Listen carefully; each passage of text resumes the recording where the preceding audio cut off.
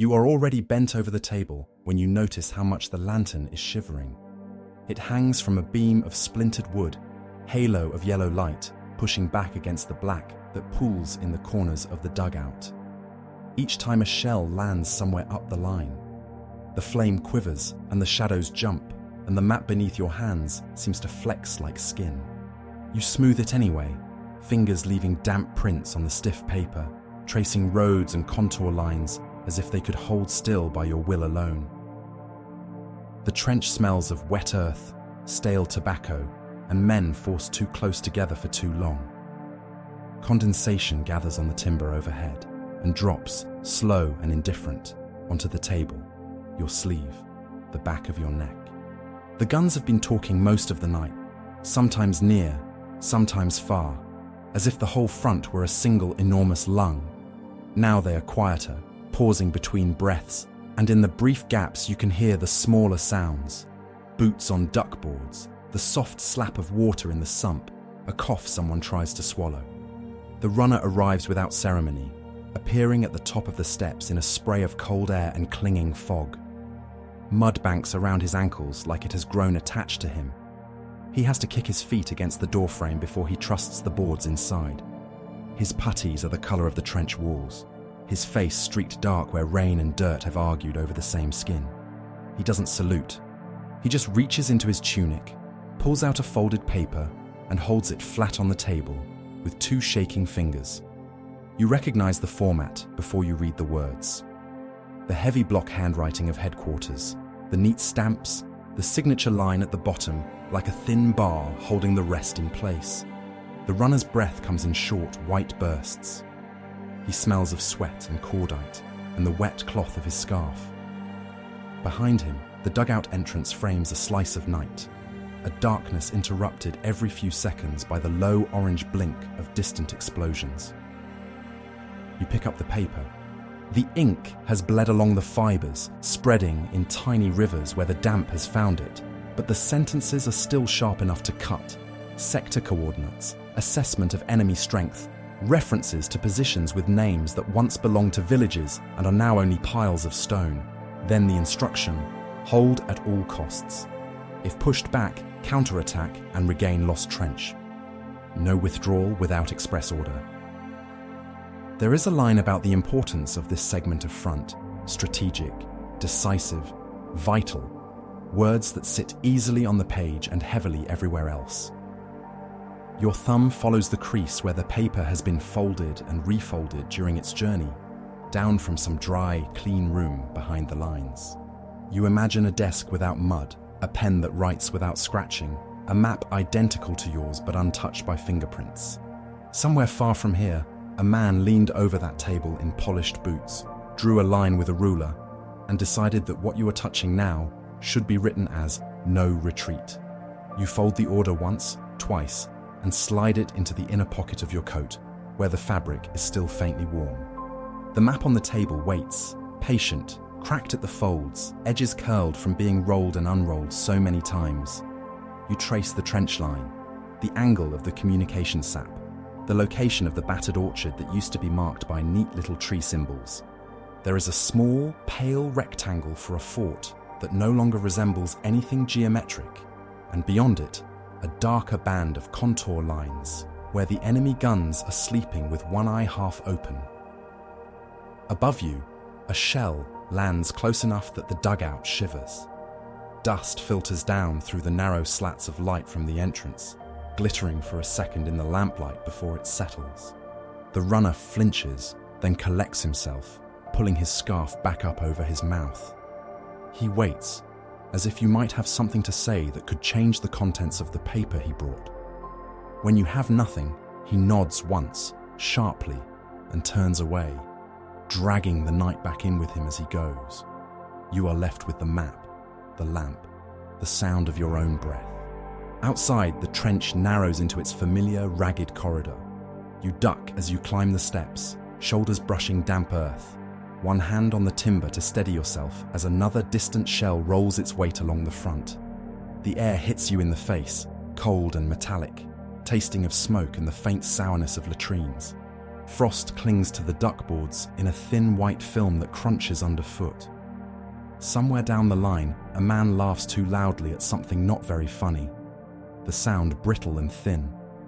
The trench walls on either side of you rise higher than your head, rough with jutting roots and sandbags thawing slowly in the night's last hours. Every few meters, a dugout mouth gapes black, curtains of sacking hanging limp. Light leaks from some of them in dull stripes, from others not at all. Your boots remember the route better than your thoughts do. They carry you along the turnings and corners with the economy of routine, stepping over a fallen plank here, avoiding the crater that has half collapsed the wall there. Men shift aside as you pass. They straighten, not quite to attention, but close enough that you can see the reflex still embedded in their bodies. Then they relax again, obeying the deeper command of exhaustion. You see faces in glimpses, a jaw shadowed dark despite the rationed state of razors, eyes that reflect the lamplight in brief animal flashes, a nose swollen and red from the cold. You catch the reek of feet when someone unlaces a boot, the sharp tang of unwashed wool, the faint sweetness of rum on a man's breath as he exhales into his hands. You stop at the first fire step. The narrow ledge of packed earth is slick with mud and something else you don't name. A ladder leans against it, the rungs worn smooth and dark from hands and soles. Above, the sky is a low, ambiguous smear without stars. The distant horizon over Verdun pulses irregularly, small white flares followed by the slow bloom of red where shells find their targets. You think, briefly, of a city that used to sleep under that sky, of streets and windows and people who once believed in ordinary mornings. You climb. The top of the step brings your eyes level with the trench lip. The sandbags are slick and dark, some torn open to spill their grey intestines of dirt. You risk a look over, careful, because even now there are stray bullets with no respect for schedules. No man's land lies ahead, a stretched, mangled strip of earth that remembers every shell that has touched it. Craters overlap like giant fingerprints. Broken posts lean at odd angles, holding strands of wire that snag the weak light and turn it into a spider's web of steel. In some of the holes, water has pooled, flat and black, hiding what rests at the bottom. Fog creeps low to the ground, thick in hollows, thin over the higher ridges. It moves slowly, as if uncertain about crossing this space. Beyond it, faint and jagged, another trench line scars the earth. You can't see the enemy, but you can feel them, a pressure in the dark, minds and bodies mirroring the same watchfulness, the same fear, the same orders folded into their pockets in a different language. A flare pops somewhere to your right, rising with the lazy elegance of a thing that knows it will be looked at. It hangs in the air, spitting light, turning the world briefly into a black and white etching. For a moment the landscape is sharper, the blown trees with their charred fingers, the ripped ground, the helmets and equipment abandoned in impossible positions. You see a body partially exposed where a recent shell has torn open an older grave, its uniform colourless under the frost, its hand reaching up as if to ask a question that has gone unanswered too long. The flare dies, and the darkness rushes back, heavier for the contrast. Below you, men adjust their gear, check their rifles, pat down their equipment blindly, fingers counting straps and pouches by feel. Someone rubs at a charm on a chain under his tunic. Another kisses a small metal cross, quick and furtive, as if ashamed to ask for help from any quarter now. You step down from the fire step and move along the line again, boots sucking at each stride, offering the phrases you are supposed to offer. Hold fast, be ready, the barrage will do its work. We just have to clean up what's left. The sentences feel worn in your mouth, their edges smoothed by repetition. But the men accept them the way they accept food, because something is better than nothing. You reach a section where the trench wall has collapsed inward, the sandbags shredded by last week's shelling. Men have propped corrugated sheets and broken doors against the gap, creating a kind of patchwork bulwark. Water seeps through anyway, collecting in a shallow pool that reflects the lantern hanging above it. A young soldier stands nearby, helmet askew, hands thrust under his armpits. He sways on his feet, eyes half closed, head jerking up each time a distant gun speaks. In the lantern light, his eyelashes glisten with fine beads of moisture, as if even his skin has begun to weep. You ask him nothing. You only nod, and he straightens, as if this is a question. Farther along, a chaplain huddles on an upturned crate, book closed in his lap, lips moving silently.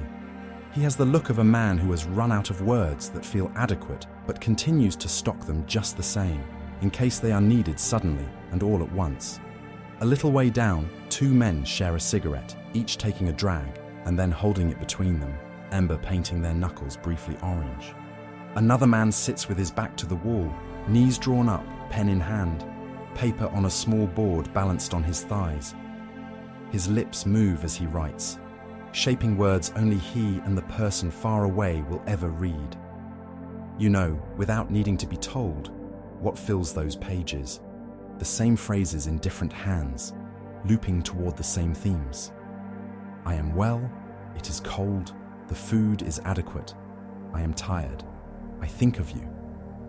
They will not say, tomorrow I climb out of this trench under command of a man whose name I will never know, to walk across ground that has proved its hostility 1,000 times.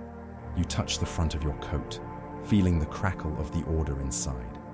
At a junction, a corporal waits with a small book and a pencil, ticking off names as men file past to take their positions. He squints at the list, lips moving, pencil scratching. When he finishes a page, he pauses and looks up at you, eyes rimmed red, as if he has found something on those lines that troubles him. You know what it is, gaps where there should be writing, blank spaces where a man's name has been neatly ruled out and no replacement yet added. The book is thinner now than when you arrived at this sector. The company is thinner. The line on your map, however, has stayed exactly the same. You climb another set of steps into a forward sap, a narrow communication trench that reaches like a probing finger toward the enemy. Here the walls press closer, the floor muddier. Boards have slipped, half submerged. Your foot comes down sideways and disappears up to the ankle. Cold water surges into your boot. You hiss between your teeth, yank your foot free, feel the wet weight settle around your toes. It will be worse when you stop moving. You keep going. The forward listening post is a shallow scrape in the earth, just enough for 2 or 3 men to squat and peer through a gap in the parapet. The soldier on duty here holds a crude periscope, one end resting against a notch in the sandbags, his eye pressed to the other. He doesn't hear you at first. His whole body is slanted toward the view ahead, breathing shallow, as if too much movement might attract attention, even through glass. When he finally lowers the scope and notices you, he shifts to allow you space. You take the tube, bring it to your face, and see the world ahead reframed in a narrow, shaky rectangle. No man's land again. No different from the view farther back, yet somehow more intimate at this distance. You can make out individual strands of wire, the way they sag between posts like tired muscles. You can see the jagged mouths of shell craters, white rims where frost clings to the edges, darker pools at their bottoms. You can almost imagine movement over there, an elbow, a helmet, the twitch of a curtain of sacking in an enemy firing step. But it might only be your own breathing nudging the scope. You lower the periscope. Your eye stings, though whether from the cold or from pressing too hard against the eyepiece, you can't say. By the time you work your way back to the dugout, the sky has shifted slightly, the black softening toward a deep, bruised blue. Dawn is still some time off, but the night has begun to think about ending. The guns to the rear rumble in low, intermittent grumbles, adjusting their appetite, calculating trajectories that will soon reach out over your heads. Somewhere, ahead or behind, a flare floats up, brief and pale, then burns out. Inside the dugout, the lantern still swings, though the flame has grown shorter, starved of fuel. The map waits where you left it, its creases catching the light, its symbols unchanged. The air is thick with breath and smoke, the ghost of the runner's presence already fading into the general smell of the place. You pull off a glove and reach into your coat, drawing out the folded order. The paper crackles as you open it again, flatten it on the table beside the map. The words are no different, but now you see them alongside the faces you have just passed, the boots standing in mud, the hands holding cigarettes, rosaries, fountain pens. Hold at all costs sits above them like a verdict already decided. You take a pencil from the edge of the table and circle your sector on the map, pressing hard enough that the lead snaps at the end of the stroke. A small triangle of wood and graphite falls onto the paper, leaving a smear of grey. You flick it aside. Your thumb has a dark line across it now. You wipe it on your coat without thinking. Outside, the trench murmurs. A low, continuous sound like a hive disturbed but not yet fully awake. Men shift positions, murmur to each other, stamp their feet. Somewhere, someone is heating something over a small illicit flame. Tea or coffee or whatever passes for it this far forward. The smell reaches you faintly, a thin tendril of comfort quickly swallowed by the damp. You check your watch. The hands glow weakly, phosphorescent paint offering just enough light to read. There is less night ahead of you now than behind. In a pocket further down your coat, a metal whistle lies cool against the fabric, attached to a cord around your neck. You feel for it with your fingers, testing its weight. It is a small thing, no larger than your thumb, yet it carries with it the expectation that, when brought to your lips, men will move into spaces where bullets are already waiting. You let it drop back against your chest. For a moment, you close your eyes. You feel the dugout around you, the weight of earth above, the thickness of the walls. You feel the map under your fingertips, the order beneath your hand, the ghost of the trench air still clinging to your skin. You hear the distant guns, the nearer coughs, the drip of water, the rustle of fabric as someone rolls over in his bunk. All of it folds together into a single dense awareness, a knot forming in your chest that tightens with every breath. When you open your eyes, nothing has changed. You blow out the lantern to save what little fuel remains, and the dugout slips into darkness, leaving only the faint seam of light around the door and the pale smear of the sky beyond it to mark where the world continues. Somewhere above you, the first thin edge of morning is waiting behind the horizon, but here, in this pocket of damp air and paper and earth, the night holds on as long as it can. You step back into the trench as if surfacing from underwater.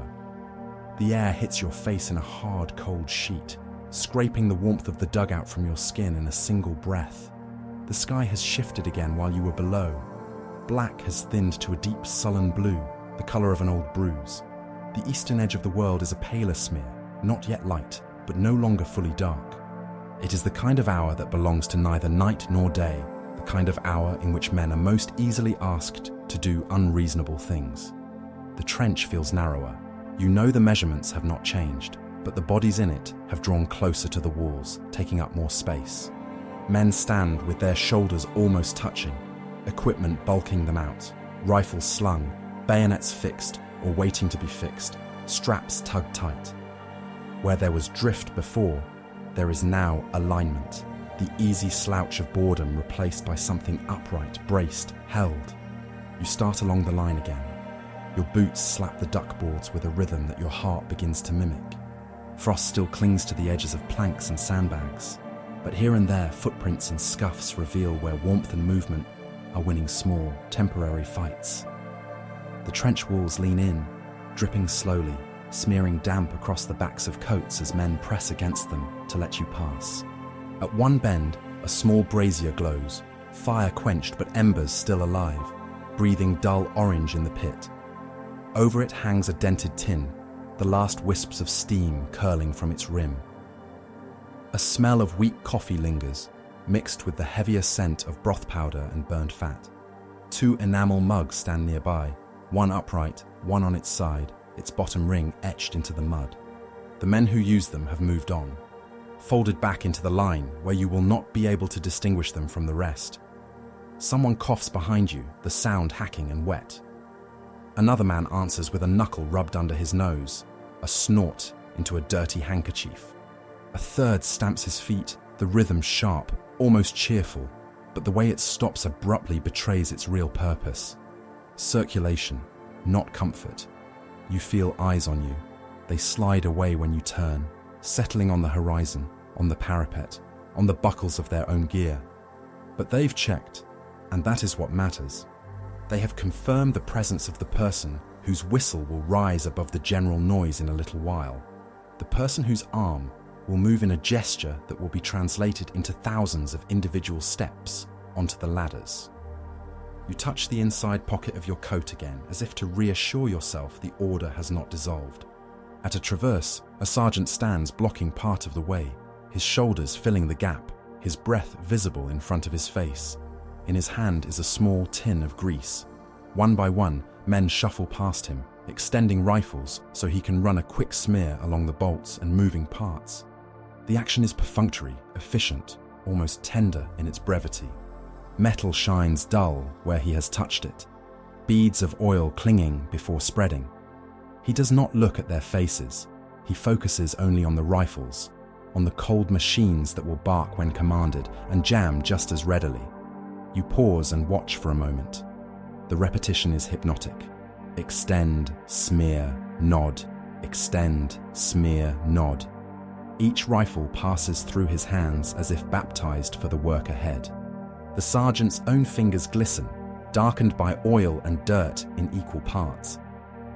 When he glances up and sees you, he straightens slightly, wiping his hands automatically on his tunic, a pointless attempt to restore a formality that the trench has long since eroded. You move on because standing still draws attention, and attention at this hour feels like a burden no one can afford. At a shallow recess in the wall, a cluster of men gathers around a narrow crate pressed into service as a table. On it lies an array of objects that do not belong on any inventory. A deck of cards, creased and stained, a stub of pencil and a torn scrap of newspaper with half a crossword filled. A small chipped mirror that reflects only partial faces. One man drags a razor across his cheeks without water, eyes narrowed, jaw clenched. Another threads a comb through his hair, more gesture than grooming. They perform these acts not because they will matter to anyone out there in the fog, but because they are the last remaining gestures of control over bodies that are about to be offered to the random mathematics of machine guns and shrapnel. Further along, a chaplain has found a sliver of wall that leans back just enough to shelter him and 2 or 3 soldiers. He holds a small book, the pages thumbed soft, the spine cracked. His voice is low, almost lost under the background noise. You catch only a murmur, a cadence that suggests prayer even if the words themselves drown. One of the soldiers listens with his eyes closed, head bent. The other fidgets, glancing down the trench, hands opening and closing, as if torn between the comfort of ritual and the need to be near his section. When the chaplain lifts a hand in a final sign, they both respond, one quickly, one with a hesitant, awkward flutter. You do not stop there either. You have heard these words before, spoken over too many men in too many places, and you know that whatever power they have, it will not be the kind that bends bullets. The sky lightens by degrees. The eastern lip of the horizon is no longer simply less dark. It has acquired a faint powdered grey, the shade of damp ashes. The stars, if they were ever visible through the smoke and cloud, have retreated without ceremony. In their place is a flat, uncommitted colour that stretches from one torn tree to another. The occasional flare still scratches brief arcs across it, but even those seem subdued now, as if the very pyrotechnics are saving themselves for later. Behind the lines, the artillery begins to clear its throat. It starts with single reports, spaced out, far enough apart that each can be identified, catalogued, placed. One heavy piece there, another lighter piece elsewhere. Then, as if encouraged by its own voice, the chorus swells. The air thickens with overlapping concussions. You feel them through your boots, a series of small, insistent nudges that climb your legs and settle in your ribs. The sound is not simply loud, it is layered. There is the boom of release, the brief whistle of the shell taking flight, and then, after a delay that seems to stretch longer, the more you wait for it, the distant thud where it returns to earth in violence. The men tilt their heads, listening. Some try to judge the weight and distance by ear, speculation passing in fragments down the line. Others remain motionless, huddled into their coats, faces turned inward. A few grin nervously, making quiet remarks about the enemy getting their due. Still others stare straight ahead, expressions blank, their minds elsewhere, counting family members perhaps, or reconstructing the interior of a room they once knew, as well as they now know, this trench. You check your watch again. The minute hand has edged forward just enough to be insulting, not enough to be relieving. Near a communication trench junction, an officer from the batteries has found a spot under a tattered ground sheet, maps pinned to the timber with bayonets. He shouts into a field telephone, voice ragged from too many similar calls, but his tone carries a familiarity with this portion of the chaos. He makes small adjustments, corrections measured in yards, coordinates rattled off with a precision that seems almost indecent against the rough certainty of the trenches. For him, this is geometry. For those up front, it is weather. A runner emerges from the gloom, face streaked with a pale smear of dried sweat and mud. He clutches a sheaf of message slips, edges damp, held close to his chest as if they might be fragile organs. Some of the slips are already smudged, ink blurred where rain or breath has touched them. Names and numbers crawl across their surfaces like insects. He hands one to you, the paper cool and faintly soft with moisture. You unfold it. The timing is confirmed. The barrage will lift at a precise minute. On that minute, lines of men, including yours, will begin to climb. You read it twice, though once is enough. The exactness of the sentence feels obscene, as if the enemy will oblige by cooperating with schedules, as if the chaos of the field will honor the neatness of headquarters clocks. You sign where required, a quick scratch of pencil that looks nothing like your usual hand. The runner nods and moves on, his burden slightly lighter now that you carry a piece of it. The air grows denser with smoke. It drifts forward from the guns, carried on currents of cold air, low and clinging, and it threads through the trenches, turning edges soft, blurring the outlines of helmets and shoulders. Your throat roughens with each breath, a faint taste of burned chemicals coating your tongue. Men cough into their sleeves, wipe watering eyes with the backs of their hands. Somewhere down the trench, someone makes a weak joke about how, if the smoke alone doesn't kill the enemy, nothing will. Laughter answers him, brief, sharp, gone almost immediately. You find your way back to the section that will lead the climb. They are ready, in the way that men can ever be ready for such a thing. Bayonets glint dully in the weak light as they jut from rifle muzzles. Straps are tightened, loose ends of webbing tucked away. Water bottles hang heavy at hips. Small personal effects. A handkerchief knotted around a wrist, a ribbon sewn inside a tunic, a sliver of wood carved into a crude charm, lurk just beneath regulation. You walk along the line, stopping here and there with the pretense of checking positions. You say a few words, the sort that have been said by officers in every war since men first learned to stand shoulder to shoulder with weapons in hand. You talk about holding, about pushing forward, about doing their bit, about how the barrage will have softened the enemy. The phrases come automatically, but each one lands in the air around you with a soft, heavy sound, like clods of earth dropped onto a closed box. Some men meet your eye when you speak, nodding with tight jaws, lips pressed thin. Others keep their gaze fixed on some middle distance, listening without letting the words in too deep, as if fearing they might cut something they still need intact. A few stare fixedly at their own hands, flexing fingers inside stiff gloves, testing the sensation of movement while they still control what those fingers will touch. You notice small things. A man whose bootlaces are frayed almost to breaking, yet still tied in a perfect bow. Another whose gloves are mismatched, one brown, one grey, knit by two different hands somewhere behind the lines or beyond the sea. A third who has rolled a bandage tightly around his forearm, not over a wound, but under his sleeve, closer to the elbow, ready perhaps for where he expects a bullet or a fragment might find him. You do not comment on any of it. The hour for adjusting such details has passed. Now you are in the thin zone, where every change feels superstitious, every act a potential affront to whatever balance currently, however precariously, exists. The artillery rolls on, building to a constant roar. Time begins to behave strangely. Minutes stretch, then snap back. Seconds bunch together in jagged clumps. You glance at your watch and cannot reconcile what it shows with what you feel. The barrage becomes a kind of ceiling over your world, a solid auditory roof against which your thoughts bang and rattle.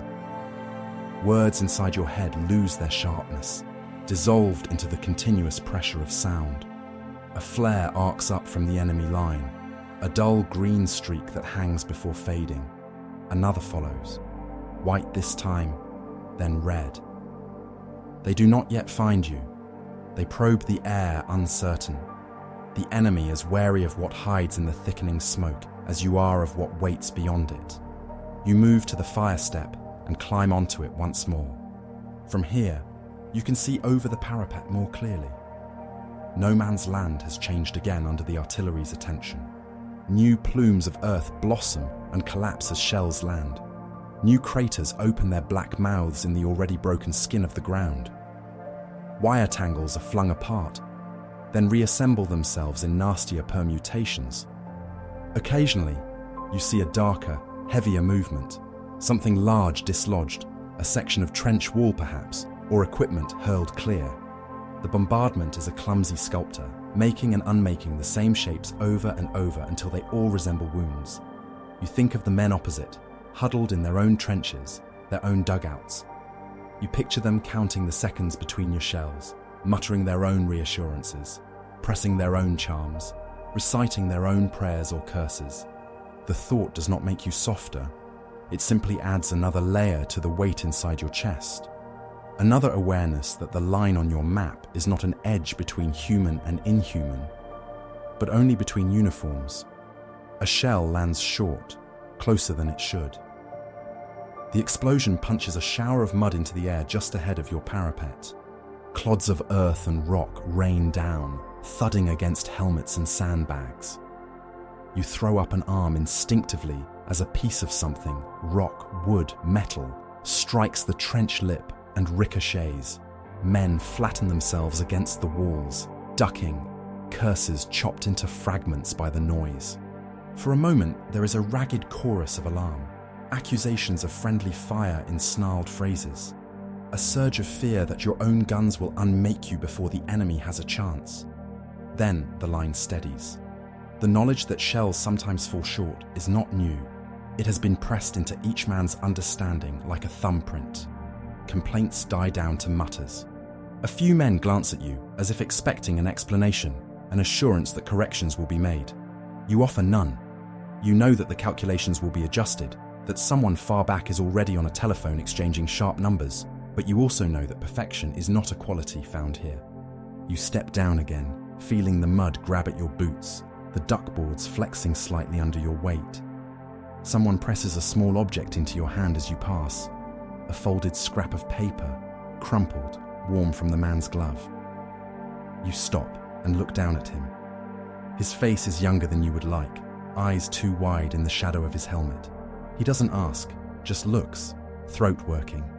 You understand. You unfold the paper. The writing is cramped and hurried, the ink blotched in places where the nib has caught or the hand has trembled. It is a letter, half finished, addressed to a name that means nothing to you, but everything to him. The last few lines trail off mid-sentence, no room left. The margins already colonized by small, squeezed words. You fold it again, more carefully than before, and tuck it into an inner pocket of your tunic, away from the order. You nod once. The man exhales, shoulders loosening by a fraction, as if the simple act of moving those words from his body to yours has shifted some portion of his fear. You know that you have just accepted a responsibility that extends beyond your own survival. The watch on your wrist ticks on.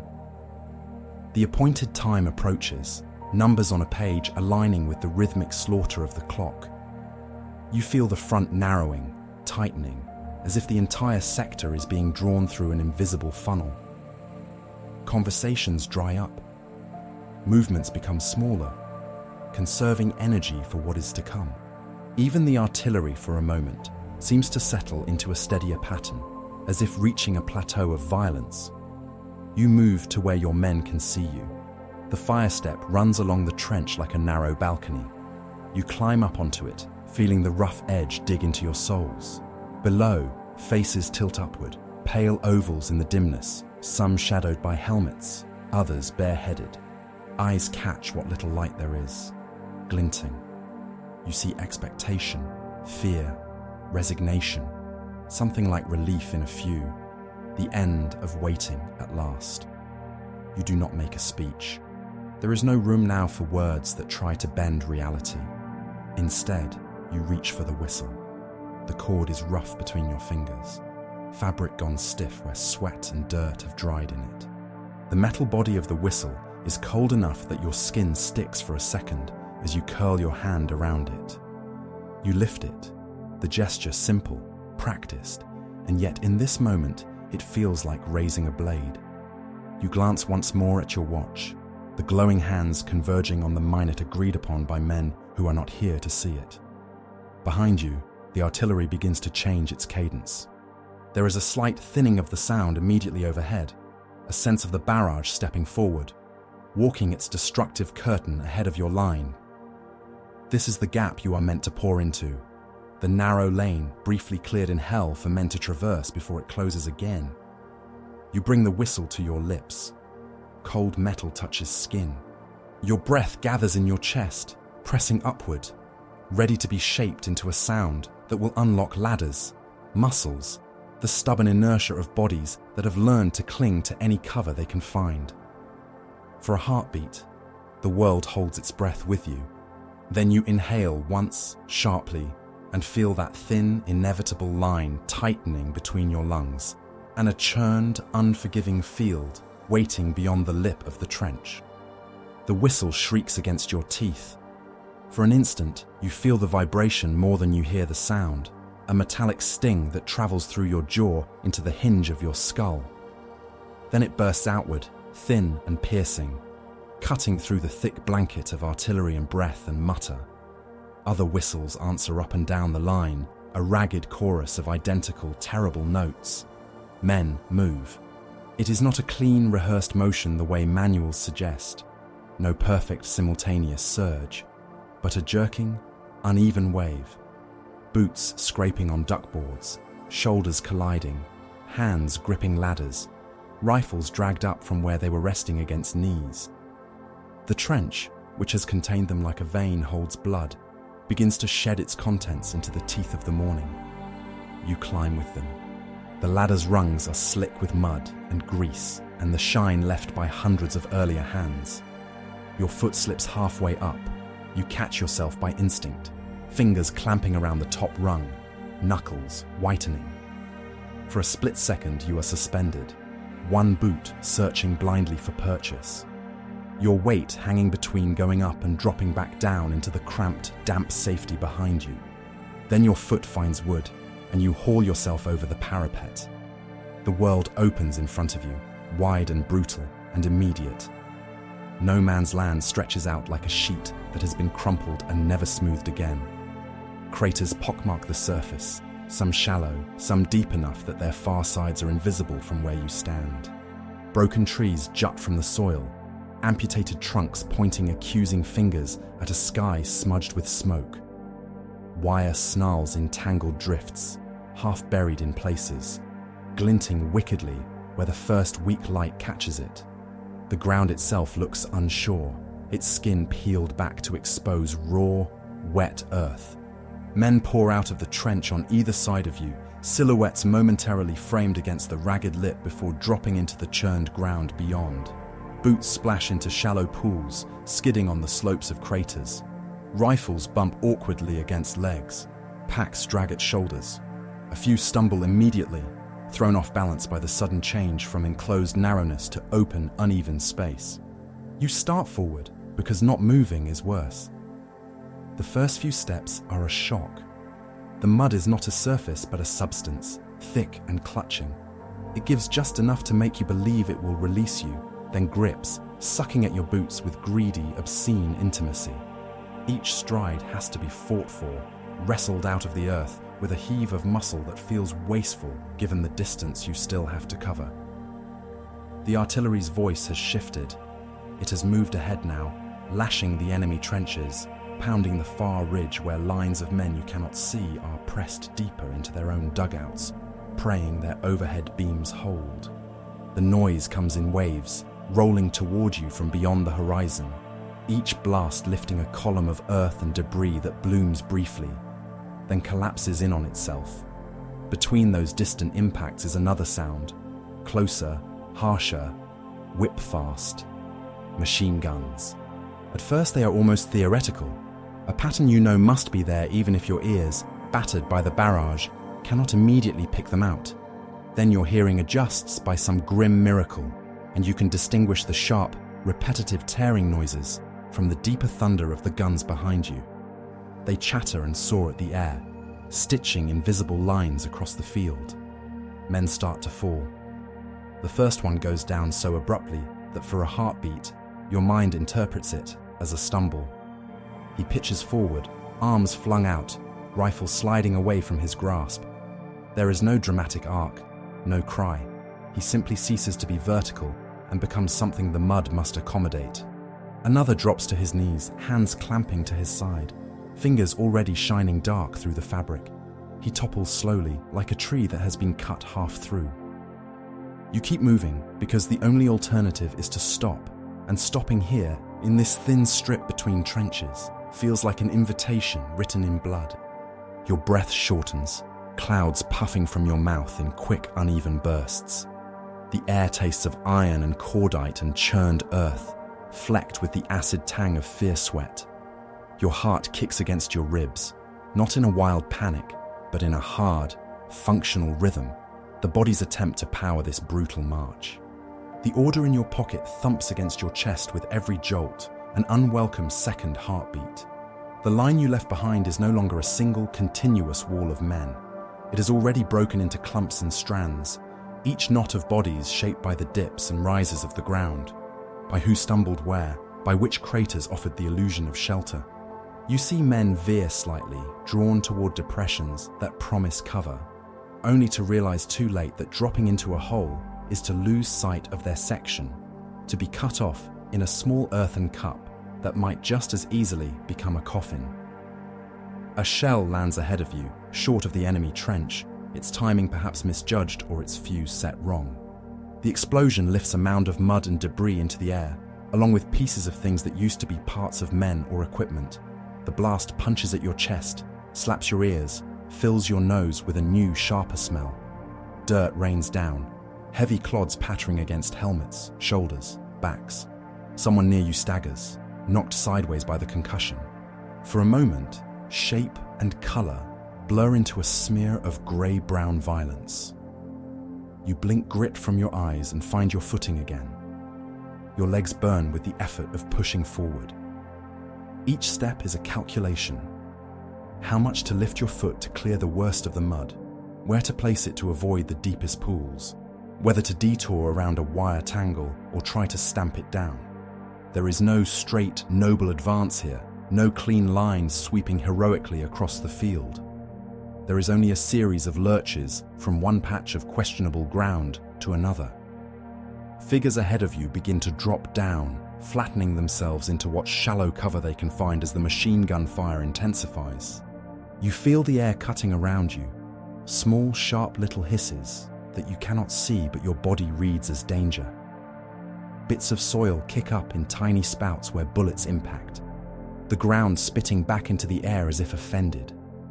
You crouch, instinct forcing you lower, your center of gravity seeking the safety of proximity to the earth.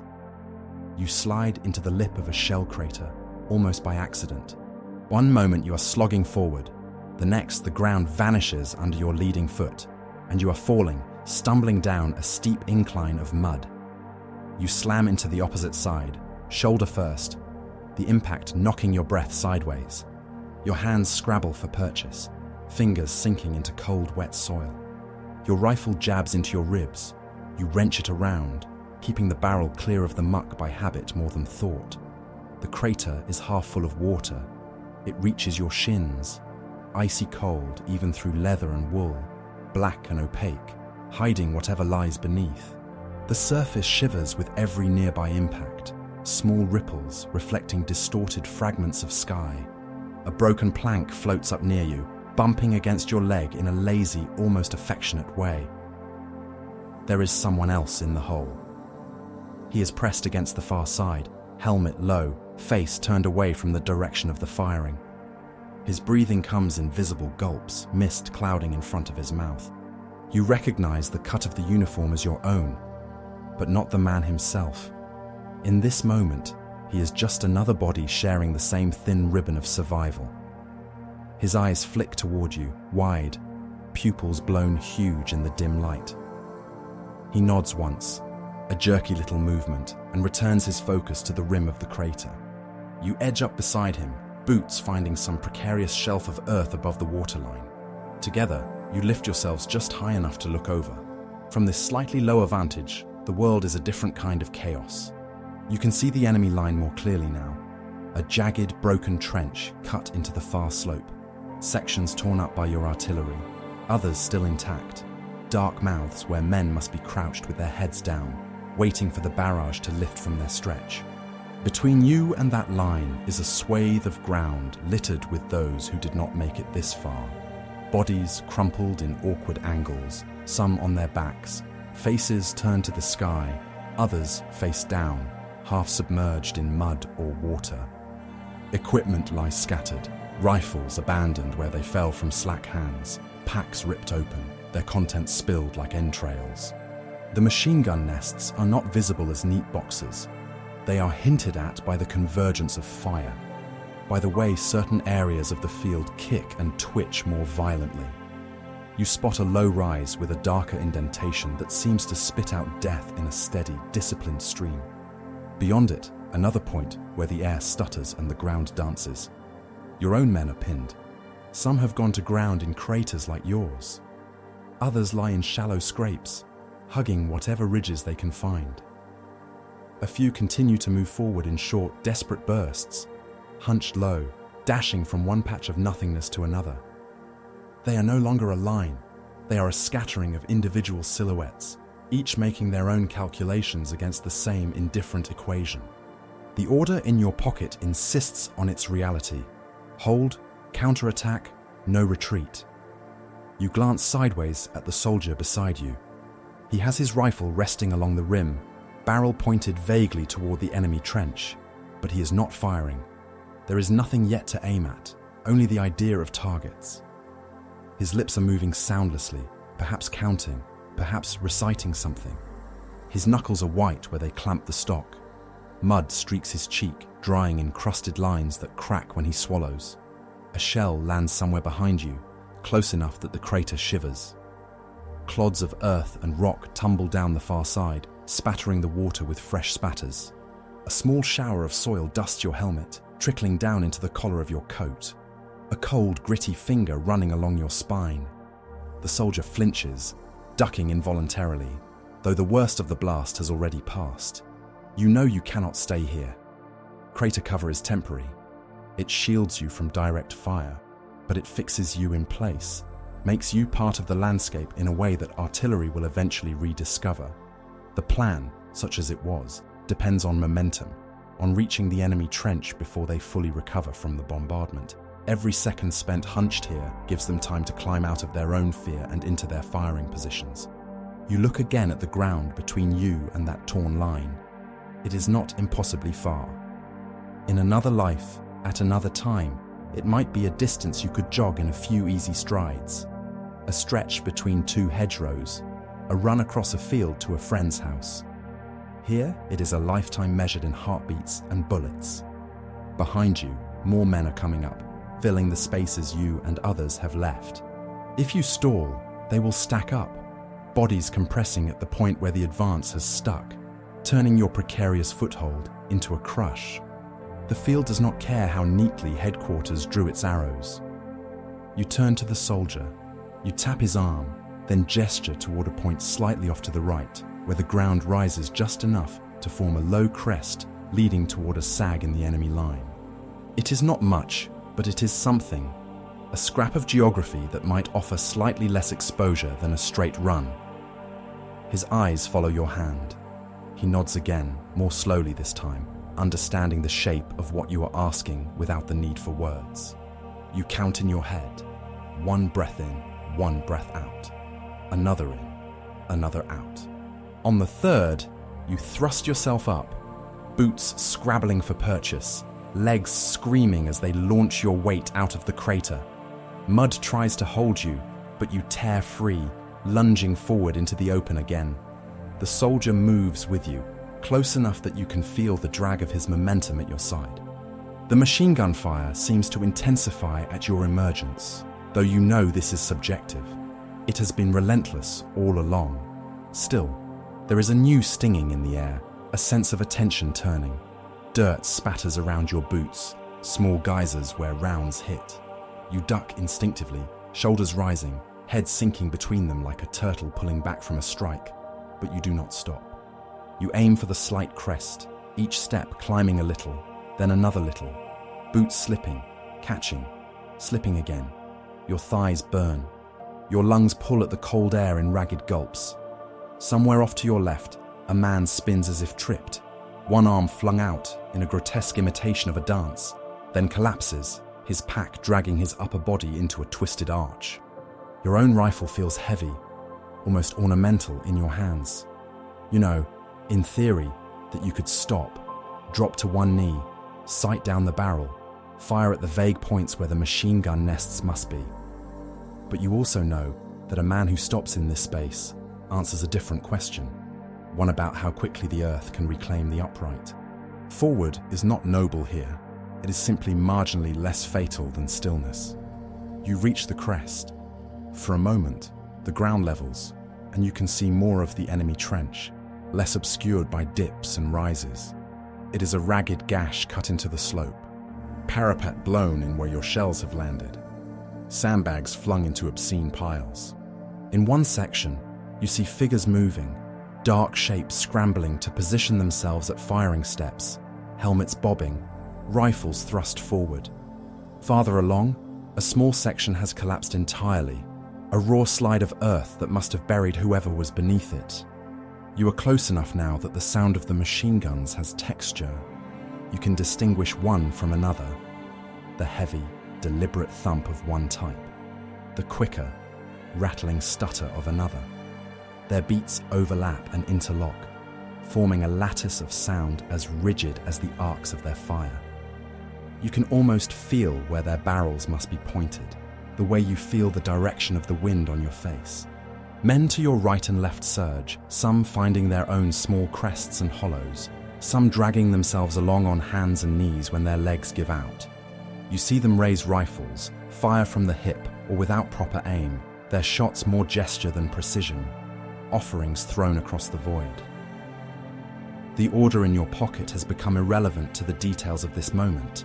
Here, the question is not whether the sector is held, whether the line on the map is maintained.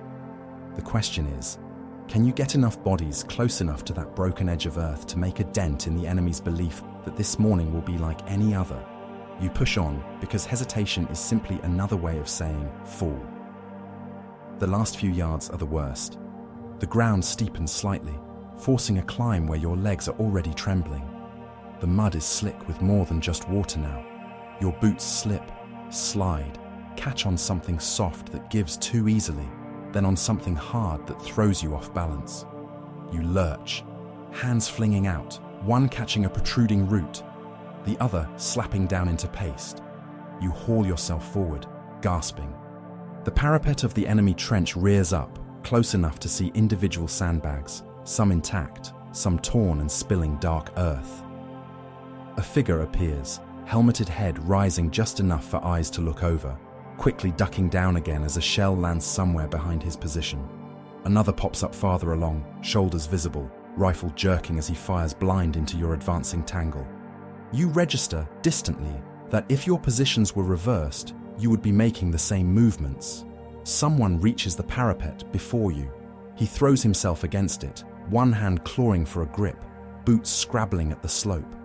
A bayonet flashes as he thrusts upward at whatever silhouette he suspects is there. For a second, his body arches, caught between gravity and effort, and then he disappears, dragged forward in a clumsy, desperate spill over the lip. You are a few paces behind. Bullets whip past, close enough that you feel the air flick at your sleeves, your collar. A chunk of sandbag bursts open near your shoulder, showering your face with grit. You look up as you run, seeing the lip of the trench loom nearer, the broken geometry of it, now the only horizon you care about. You do not think, not in words. You simply reach the parapet and commit your weight to the climb, hands grabbing at whatever will bear you, the rough fabric of a sandbag, the edge of a wooden plank, a jutting root. Your boots slide on the steep, slimy face, then catch on a buried rung of something. You pull, muscles screaming, hauling yourself up and over. No idea what configuration of earth and men and metal waits on the other side. For a heartbeat, your body is balanced on the narrow edge between two worlds, the churned, open field behind you and the cramped, lethal ditch ahead. Then gravity chooses, and you fall forward into the enemy's trench, into a new geometry of chaos, where direction contracts from forward to survive the next few seconds in any direction at all. And as you hit the floor of that narrow, shattered world with your shoulder, the earth around you feels less like ground and more like a beast that has finally rolled over to show you its teeth. You hit the floor of the trench hard enough that your teeth clack. For a second, there is only impact, shoulder smashing into something sharp-edged, ribs slamming against wood, helmet knocking sideways. The breath is punched out of you in a grunt you barely hear over the noise. Your cheek grinds into mud that has its own layered history, earth, splinters, brick dust, blood gone dark and flaking. You do not stay down. Your body, trained beyond the reach of conscious thought, forces your arms under you, shoving against the boards and muck. You push up, vision flickering in and out of focus, world tilting before settling into a new, terrifyingly narrow frame. The enemy trench is both familiar and utterly alien. It is a mirror of your own in rough outline, walls of sandbags and timber, duckboards submerged in filth, dugout mouths black and gaping. But everything is wrong by small degrees. The sandbags are a different shade. The timber is cut at slightly different angles. The equipment scattered along the firing step bears markings in a language you can't read. Field grey coats flash past in blurts of movement, helmets rounded and smooth where yours are angled. You have landed in a section that has already been broken. The parapet behind you is torn open, sandbags shredded, their contents spilling over like the guts of some wounded beast. Ahead, the trench kinks sharply, disappearing around a traverse. The floor is clogged with debris, a shattered crate, twisted lengths of wire, a body half buried in the wall where a previous bombardment drove earth and man together into one lumpen shape. There are men near you, your men. You recognize them only by the cut of their uniforms, by the way they move with you instead of away. One stumbles into the trench just to your left, dropping to one knee as he lands, hand thrown out to steady himself. Another appears over the parapet in a clatter of boots and gear, hits the duckboards, rolls, then scrambles upright, eyes wide and white around the pupils. And there are men not yours. A figure rounds the bend ahead, field grey coat smeared with darker stains, rifle clutched high. For a heartbeat you both freeze, the distance between you measured in nothing more than a few strides and a shared shock. His eyes flick from your face to your uniform to the men behind you. His mouth opens, perhaps to shout, perhaps to curse. You do not think. Your rifle is already in your hands, the stock pressed to your shoulder, the barrel swinging in a rough, instinctive arc. You fire from the hip, the recoil jarring your bruised shoulder. The report is deafening at this range, a white-hot burst in the confined air. The man jerks, stumbling back into the wall, sliding down in a boneless smear, his rifle slipping from slack fingers. The shot echoes along the trench, bouncing off wood and mud. It acts like a flare, announcing your presence more loudly than any whistle could. Shouts rise from farther along, sharp syllables you don't fully understand, but whose meaning is unmistakable. Intrusion, attack, here. Boots hammer on boards, thuds and scrapes and the rattle of gear as the enemy reacts. The trench becomes a tunnel of immediate choices. You know, with a clarity that cuts through the fog of shock, that you cannot stay bunched here at the breach. A single well-placed grenade, a burst of fire directed down this narrow channel, will turn this pocket of success into a massacre. You need to spread, to bite into this line and hold, to turn a hole into a possession. You wave an arm, gesture down the trench. The men closest to you respond, not because they heard a command, but because they see direction. They surge forward in short, clumsy steps, boots tripling on boards slick with slime. One takes up position at the corner of the traverse, flattening himself against the wall, bayonet angled toward the bend. Another drops to a crouch behind a heap of fallen sandbags, rifle braced, scanning for movement. The trench wall looms on either side, closing you in. Above, the sky is just a thin strip of dirty light, cut by snagging wire and the broken silhouettes of shattered posts. Flares hiss somewhere overhead, casting brief washes of color that smear across the mud. Sickly green, harsh white, angry red.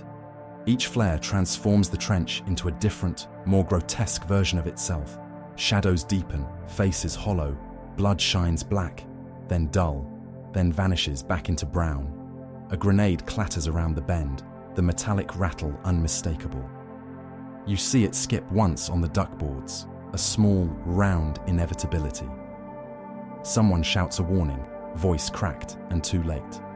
You throw yourself sideways, pressing into the nearest wall, thrillingly aware of how much of your body still protrudes into open space. The explosion blooms a heartbeat later, a concussive blossom of sound and pressure. Splinters of wood and stone leap into the air, fragments of metal scream past. The blast picks you up and pushes you further into the wall, then drops you, ears ringing, the world washed in a sudden, savage hiss. When your hearing begins to stagger back, it brings with it a new layer of noise. Groans, gasps, the raw animal keening of someone who has been opened in a way the body does not accept. You force yourself upright.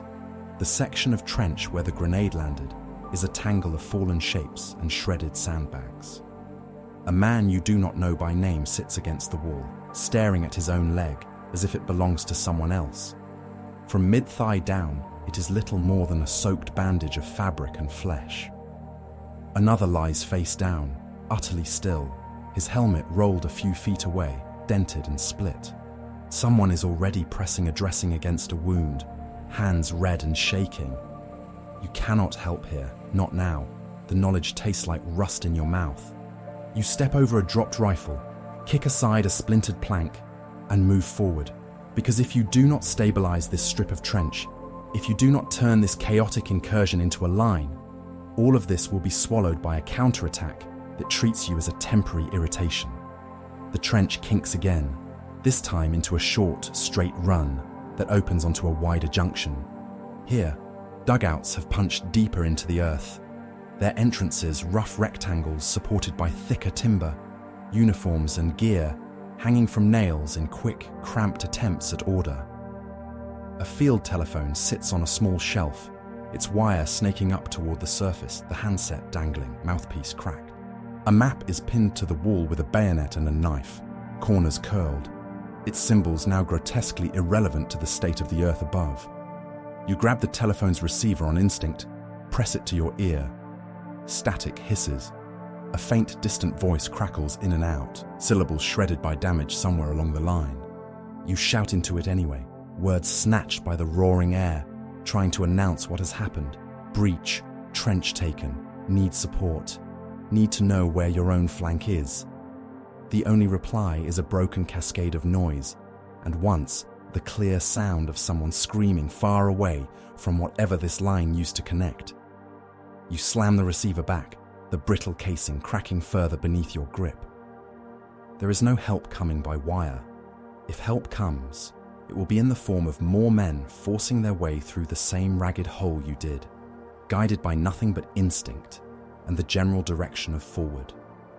you turn back to the men following you. They are thinner already, gaps where figures should be, new faces you do not recognize mixed among the old, their units scrambled by the churn of the advance. In their eyes, you see the same question repeated in different colors. Where are we? Where are they? What now? You answer not with paragraphs but with gestures. You point down one arm of the junction, send a handful of men that way to establish a foothold, to prevent the enemy from looping behind you. You send another small group back to the breach with orders to hold, to create a stopper against any attempt to retake the section you now occupy. You keep a core around you, an improvised nucleus you can move where the pressure is greatest. The trench, once imagined as a clean line on the map, has become a living, shuddering shape. It pulses where fire is heaviest, contracts at bottlenecks where debris and bodies gather, splays outward at points where your men manage to wedge themselves into corners and widen footholds. The idea of a front dissolves. There are only pockets of space where you, for the moment, are the ones standing upright with weapons. You move down the left arm of the junction. The air is thicker here, steeper with smoke. The walls sweat moisture and something else. You step around shattered duckboards, over a crate smashed flat, its spilled contents, tinned meat, black bread, a dented enamel mug, ground into the mud. A field grey greatcoat hangs on a nail, flapping gently, sleeves empty, its owner's absence more unsettling than any corpse. At the end of this stretch, the trench turns sharply again. You flatten yourself against the near wall, heart punching at your ribs, and edge forward enough to risk a glance around the corner. A few yards down, the trench opens onto a wider fire bay, then curves out of sight. You catch a flicker of movement, an arm, a helmet, the silhouette of a rifle being raised. You yank back as a shot cracks. A splinter of wood leaps from the sandbag inches from your face, stinging your cheek. The world narrows to the width of this corner, the small wedge of death that waits just beyond. Grenades move both ways here. You fumble at your belt, fingers clumsy with cold and adrenaline, and find the familiar roughness of a Mills bomb. You pull it free, feel its weight settle into your palm. Your thumb finds the pin. You yank, the ring biting a groove into your skin as it gives. For one heartbeat, you hold death leashed in your hand. Then you lean out just far enough to throw. The arc is ugly but sufficient. The grenade clatters down the trench, bouncing once off the wall. You duck back, pressing your spine into the mud, eyes squeezing shut on reflex, even though you know you should be watching. The explosion rips the air open, a compact, savage bloom. You feel it more than you see it. The slap to your eardrums, the punch against your chest, the shower of grit and debris raining down. A high, thin sound pierces through the remaining noise, someone crying out in a language you share only through tone. You wait a single second, then push off the wall and surge around the corner. The fire bay is a churn of smoke and dust.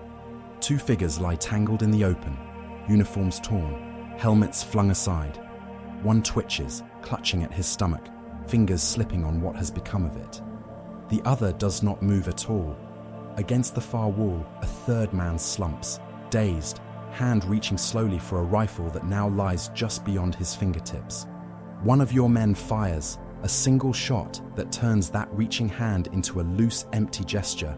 You have no time to catalogue any of it. You gesture men into positions, two to the far side, to guard the next bend, one to crouch behind a remaining stack of sandbags, covering the approaches, another to drag one of your own wounded back toward the junction, if you have any left in this section. You begin to understand why the reports always speak of lines, as if they were straight. It is easier that way, to imagine this chaos as geometry. But here, with mud on your knees and the air full of dust that used to be walls and men, you know the truth. The front is not a line, but a throbbing bruise, spreading and contracting, colour deepening where pressure is greatest. A shout comes from the rear.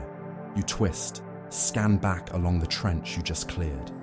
A man appears at the junction, panting, face streaked, eyes too bright. He stumbles toward you, ducking instinctively as a shell bursts somewhere above, showering fine earth down like a mockery of snow. When he reaches you, he grabs your sleeve, fingers digging into the fabric. You catch fragments through his ragged breathing. The enemy counterattacking from a communication trench. A push aimed at the breach where your men first spilled over the parapet.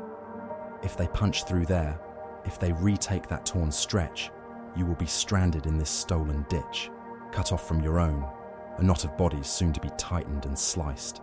You make another decision.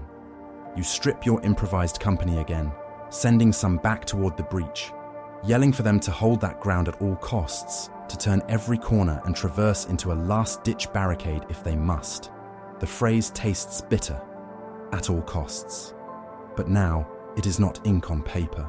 It is men you have seen climb ladders, slog through mud, drag others by the webbing of their equipment. The runner is still talking, words spilling about flanks and neighboring sectors. Through the fragments, you glean something else. In the confusion of the advance, units have bled sideways. Men from another regiment are somewhere off to your right, also in the enemy trench, also clinging to whatever length they managed to carve out. Between you and them is a stretch held by no one, a vacuum that could be filled by either side. The map in your dugout never showed this. On paper, lines met neatly at clear junctions. Your sector, theirs, a boundary marked by pencil. Here, the boundary is a vague, shifting patch of earth where it is entirely possible for you to fire on your own if you are not careful. It is also a place where the enemy can slip, knife-like, between you if you do not move fast enough. You send the runner back with a message. Hold, dig in, send a flare if possible.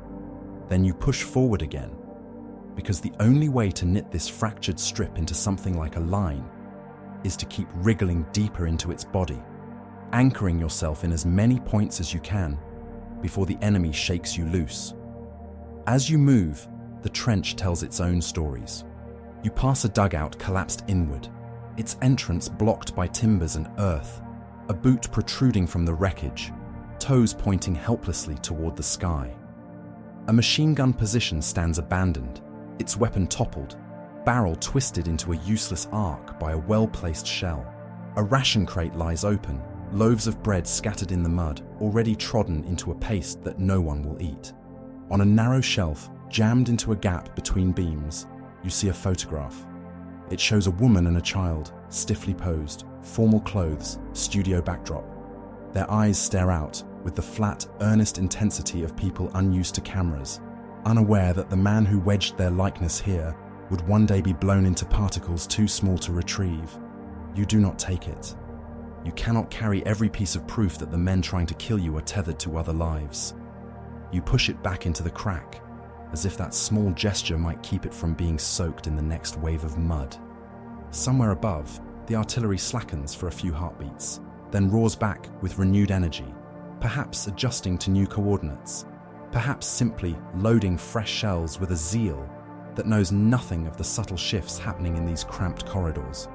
The light, such as it is, seems to hover, undecided between thickening into smoke dark and thinning into a wan suggestion of day. You realize you have lost track of the hour. Your watch is somewhere under layers of sleeve and mud, its face smeared, its hands of no real use now that time is measured instead by the intervals between explosions and the number of corners you have managed to take. Men cluster around you at each pause, forming and reforming like a tide, finding new shapes against a jagged shore. Some are breathing too fast, eyes glassy, focus darting. Others move with a frightening mechanical calm, motions crisp and economical, as if their bodies have slipped into a separate, numb competence, while their minds stand aside and watch. Names blur, but you begin to know them by other markers. The one with the scar along his jaw, the one whose right boot squeaks faintly, the one who hums under his breath between bursts of action, a tune with no discernible melody. The enemy does not vanish. They probe back, sending small groups alongside trenches, attempting to retake a traverse here, a junction there. You repel them in cramped, savage little engagements, a burst of fire down a corridor, a grenade tossed around a blind corner, a bayonet thrust in space so tight that there is no room for anything but the act and its immediate consequence. Each of these micro-battles shifts the shape of your hold slightly, A gained meter here, a lost meter there. At some point, later you will not be able to say exactly when, you realize you are no longer advancing. You are holding. You have reached a stretch where pushing farther feels less like gain and more like overextension. Your men are thinly spread along a length of trench that was never meant to be theirs. The enemy's fire from deeper within the line has grown heavier, more organized. To go on would be to stretch yourselves into a filament ready to snap. So you begin to turn this captured fragment into a position. You shout for shovels, for picks, for anything that can bite into the mud. Men hack at the walls, deepening recesses, carving out firing niches.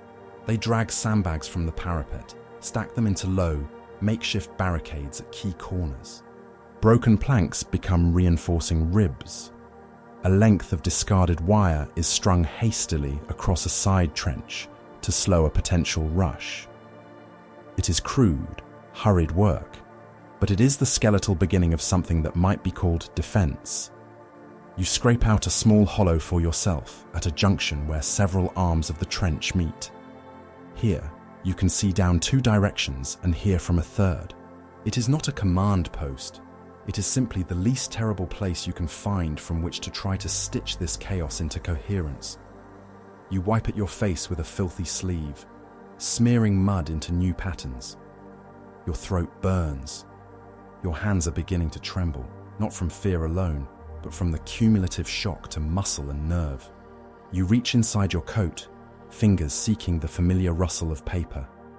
The original order is still there, folded, damp, edges softening. It speaks of holding your own sector, of counterattacking if pushed, of no retreat. It does not mention climbing into the enemy's ditch and attempting to graft your presence onto their geometry. It has, in a very real sense, been overtaken by events. Still, you keep it.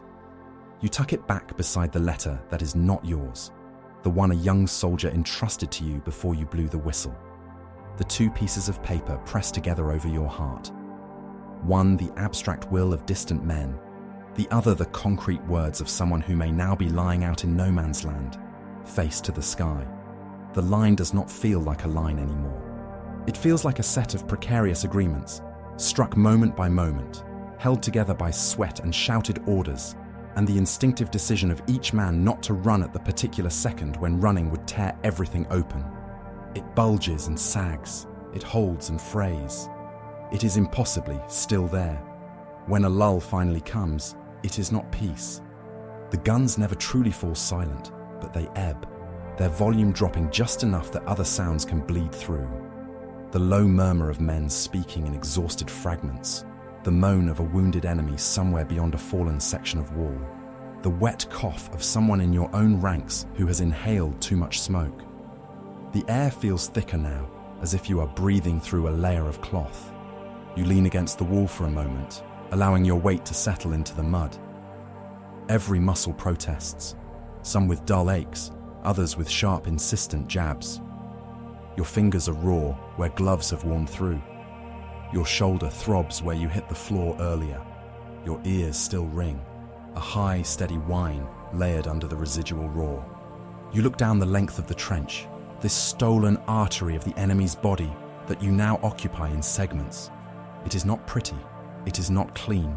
It is not the bold arrow on the map that someone will later draw to indicate position gained. It is jagged and slick, cluttered with debris and bodies and the improvised architecture of survival. Yet for now, in this flickering interval between assaults, it is yours. And as you stand there, breathing smoke and mud, you understand with a clarity that cuts through your exhaustion that the front is not something you stand behind or in front of. It is something that lives inside your chest, expanding and contracting with every choice you make not to step back. The lull does not arrive all at once. It creeps in around the edges, like fog finding cracks in a ruined wall. One gun falls silent somewhere behind you, then another. The machine guns opposite sputter less often, their hard mechanical speech thinning into occasional, half-hearted sentences. The explosions that still come are farther away now, their punch dulled by distance, like doors slamming in a house down the street instead of in the room where you stand. You notice it first in your own body. Your shoulders, which you had locked without realizing it, sag a fraction.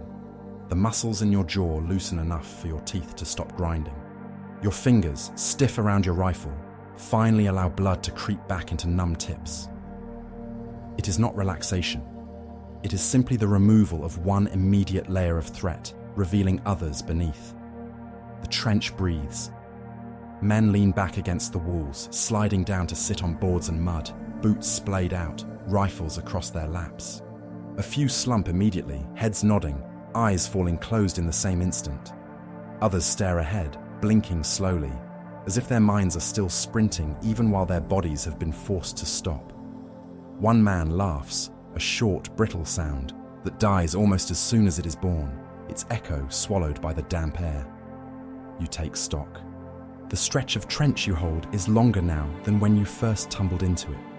Your men, those who are left, have wormed out along its arms, turning corners into choke points, junctions into fragile hubs. There are gaps where faces used to be, spaces in the line that no improvised sandbag can quite fill. New faces have appeared as well. Men from adjoining units drawn by the same breach have poured into this captured ditch until badges and regimental numbers mean less than the simple fact of who is still upright. A murmur runs along the trench from your rear, a sound with a different texture. You straighten, feeling the weight of attention shift toward you like a tide. A man is making his way forward, squeezing through the narrow, crowded corridor, shouldering past packs and elbows, excusing himself with half-formed words. He wears the same mud as everyone else, but his uniform is less torn, his gait less hesitant. In his hand, clutched above his head, as if to keep it out of the filth, is a folded sheaf of paper. A runner. He reaches you, chest heaving, face streaked, eyes red-rimmed not just from exertion but from the smoke that has soaked this sector all morning. His hand shakes as he offers you the paper, fingers cramped around it from too long a grip. You take it, your own hand no steadier. The envelope is smeared, its edges softened by damp. The seal has half peeled where mud and sweat have sabotaged the gum. You crack it open, the paper inside dragging against the fibers with a faint, reluctant hiss. The words are clean. They sit in neat lines, unhurried ink marching across the page. The handwriting is firm, each letter formed as if its maker had all the time in the world to give it shape. At the top, there is a time, an hour that makes your stomach dip when you see it. Because it is not the hour now. It is the hour you were still in your own trench, climbing the fire step, bringing the whistle to your lips. The order speaks of valor and necessity. It speaks of the importance of seizing the enemy's forward line, of pressing on to their support trench beyond it, of driving a wedge deep enough to disrupt their entire position in this sector. It mentions initial reports of success, opportunities to be exploited, quick decisive action before the enemy can reorganize. It instructs you to advance further, to push your men across yet another strip of mangled earth, into yet another ditch carved for someone else's defense. The sentences are confident, the tone sure. Whoever wrote them does not know what this stretch of trench looks like now. They do not know how many of your men have been left in the mud between your old line and this one.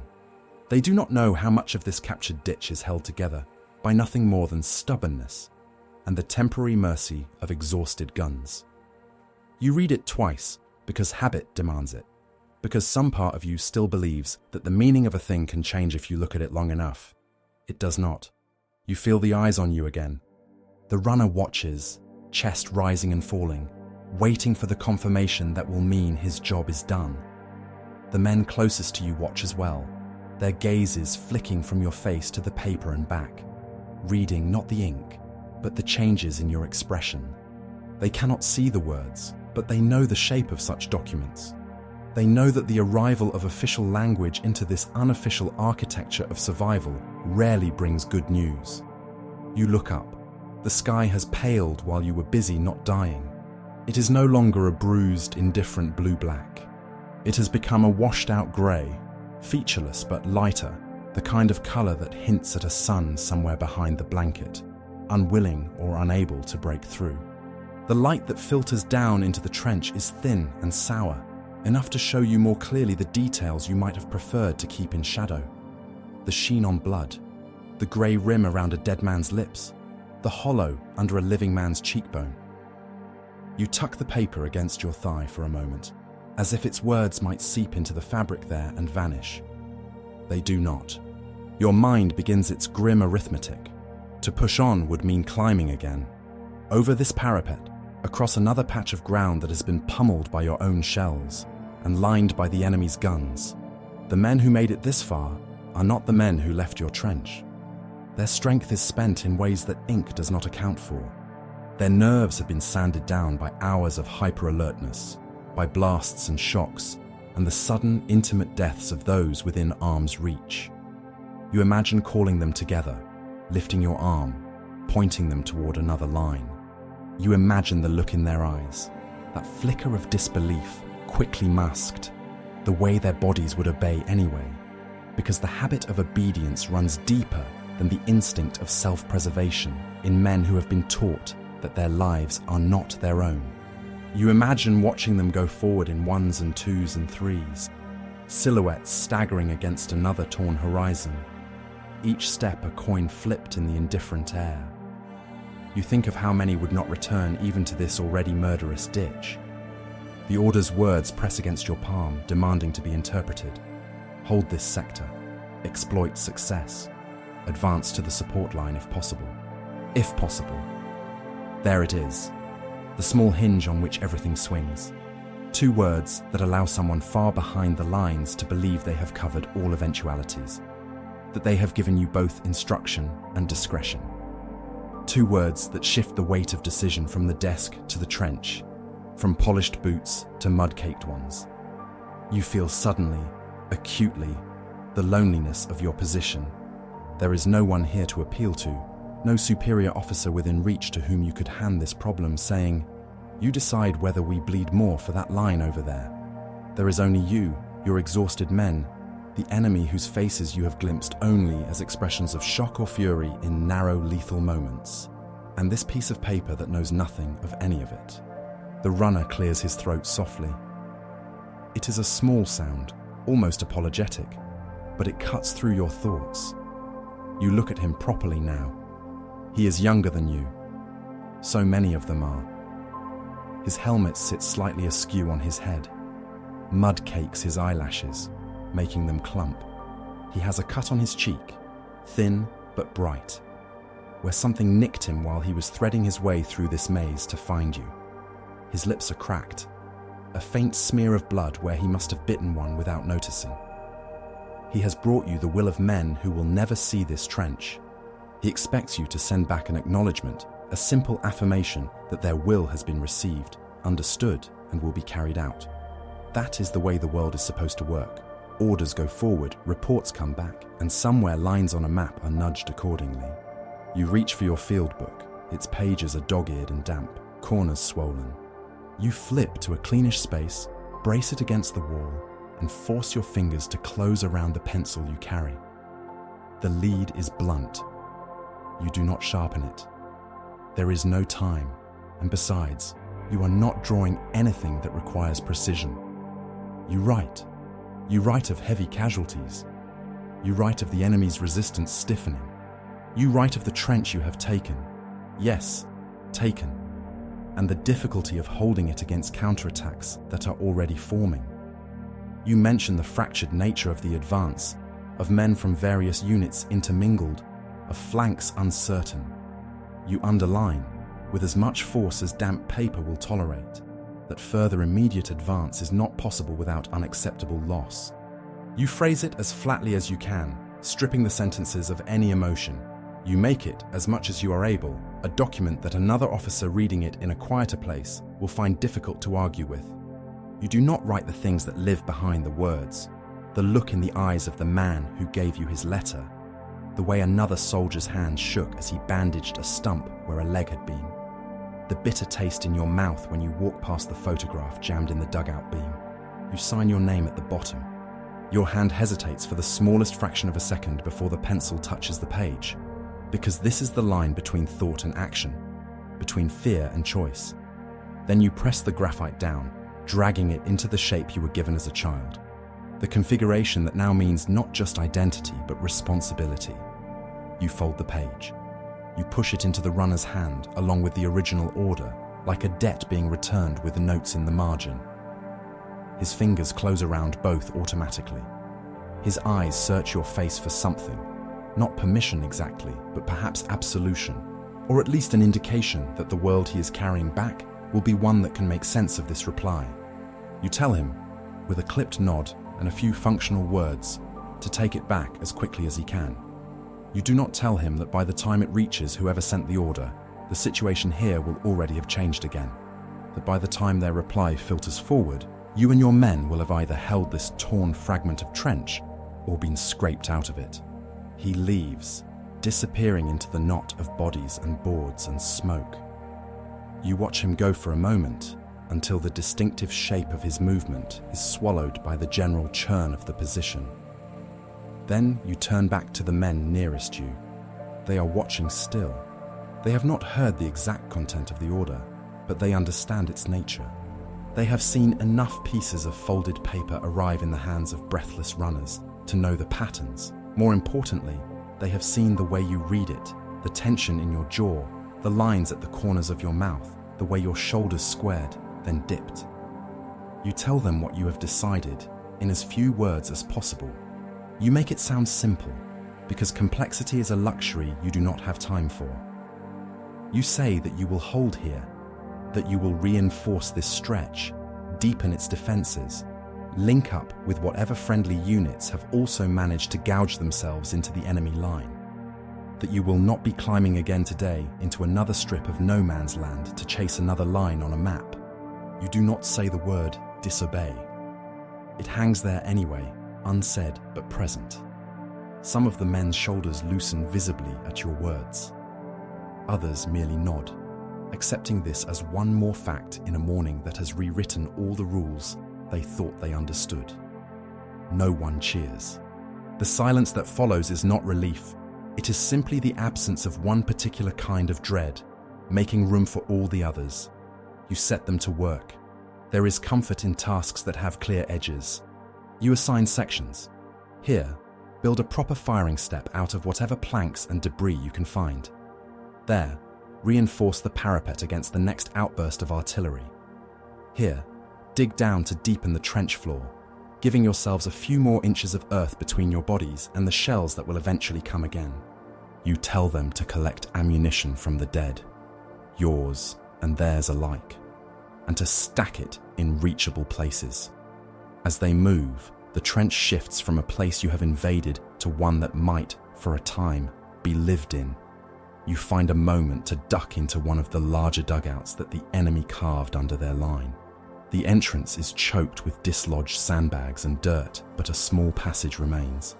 You stoop, shouldering through, feeling timber scrape your helmet, mud brushing your back. Inside, the air is close and stale, heavy with the smell of old tobacco, damp wool, the faint tang of cheap spirits.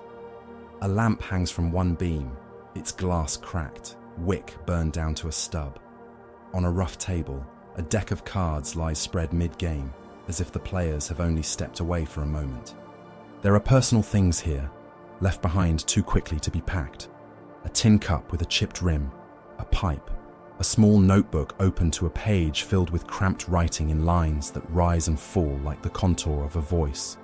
A pair of boots stands under a bunk, laces neatly undone, tongues pulled forward, waiting for feet that will never find them again. You do not linger. You pick up a box of ammunition from the floor, tuck it under your arm, and back out into the trench. The dugout will be needed soon enough, for shelter from the next barrage, for tending to the next wave of wounded. But for now, its ghosts are more than you care to carry. Outside, the light has strengthened, though the sun itself is still invisible. Shadows have sharpened slightly. The edges of things stand out more clearly. The lines in men's faces, the cracks in the timber. the jagged silhouettes of the blasted trees beyond the trench lip. Smoke still hangs in the air, but it is a little thinner, its threads pulling apart under the weak insistence of day. You move along your thin, stolen line, checking positions. You nod at men you recognize, at those you do not. You adjust a sandbag here, point out a weak spot in the parapet there. You step over bodies with a care that is part respect, part self-preservation. Even in death, they occupy space you might need in a hurry. Every so often, a shot cracks from farther down the trench, a reflexive exchange at some contested corner. Every so often, a shell falls nearer or farther, reminding you that the lull is not peace but a pause between acts. You flinch less with each one, not because you are braver now, but because your body has simply run out of room for fresh shock. At one bend, you find the young soldier who gave you his letter. He sits on a narrow ledge carved into the wall, helmet pushed back slightly, eyes half closed. His rifle leans against his shoulder, barrel resting on the parapet. His face is streaked with mud, but you can still see the pale tracks where tears have cut through at some earlier moment. His sleeve is torn at the elbow, a dark patch spreading slowly out from beneath it. He notices you and straightens, as much as he can in the cramped space. His gaze drops briefly to the place where your coat hides the letter, then flicks back to your face. He does not ask. You do not volunteer. There is no need. The fact that you are both still standing, still capable of this small acknowledgement, is what matters. The words on that folded sheet of paper will be someone else's burden later, if later comes. You move on because the trench demands it. At the far end of your hold, you hear English voices calling from beyond a broken traverse, half drowned in the mud of the enemy's own communication trench. You shout back, words tumbling over each other. Through fragments and curses, you piece together that another company has taken a neighboring length of line. There is a gap between your positions, a stretch of half-destroyed trench that neither of you fully owns. You agree, without seeing each other's faces, to extend toward one another, to close the gap. Men die and climb and scramble, carving shallow links across bomb-cratered sections, dragging planks and sandbags to mark the trail. Slowly, painfully, two irregular holdings become one slightly less irregular one. It is not neat, it is not strong, but it is better than the void that was there before. By the time the guns behind you begin to growl more loudly again, this fragment of the front has settled into a new shape. You stand once more at the junction you have claimed as your post. The light has shifted from the color of bruised bone to a thin, flat daylight that flattens everything. The men look older now, as if the hours since dawn have added years to their faces. The trench looks older too, its fresh scars dried at the edges, its new additions already stained the same universal brown as everything else. In your pocket, the papers lie together. The original order, your reply, the letter that is not yours. Ink and graphite, and the faint impression of someone's hand where they press their words onto the page. These thin, fragile rectangles weigh more than any amount of mud pressed into your boots. You know that somewhere, far behind the lines, a staff officer will eventually unfold your message. He will read your words under a roof that has never shaken with nearby shellfire, at a desk that has never been splattered with the contents of a man's chest. He will purse his lips, perhaps mark something on a larger map, adjust a plan you will never see. He may nod, approving your judgment in the field, or frown, regretting a missed opportunity. He will never stand where you are standing now, in this narrow, breathing wound. A shell lands farther along the enemy line, sending up a fountain of earth and brick and God knows what. The sound rolls toward you, late, like thunder following lightning. You feel it resonate in your bones. The men around you glance up, down, then return to whatever they were doing. Adjusting a strap, rewrapping a bandage, cupping cold hands around a mug of something that once aspired to be coffee. You look past the parapet, over the ragged lip of the trench, to the field you crossed in the half-light. It lies there, indifferent, its craters dark, its wire twisted, its scattered shapes still. The bodies that dot it are small from this distance, anonymous. The mud that clings to them is the same mud that clings to you, to your boots, to your coat. The ground offers no commentary. It simply holds what has been given to it. You think of the map in your dugout, of the clean line that represented this sector, of the circle you drew around it with a snapping pencil. You think of how, somewhere, that line will now be adjusted slightly forward, perhaps by the width of your fingernail on paper, to account for this trench that you have refused to leave. The adjustment will be made without reference to the names of the men who made it possible, or to the moment when you decided that, if possible, meant not this way, not today. You breathe in, the air cold and foul and utterly real, and feel the front expand and contract in your chest once more. You know that, when the maps are redrawn and the names blurred, no one will mark the exact place where you stood with a damp order in your pocket and chose not to send your men farther into the teeth of the morning. But you also know that the world shifted, just a little, on that unremarkable patch of earth as the sun finally found the ruined field at Verdun.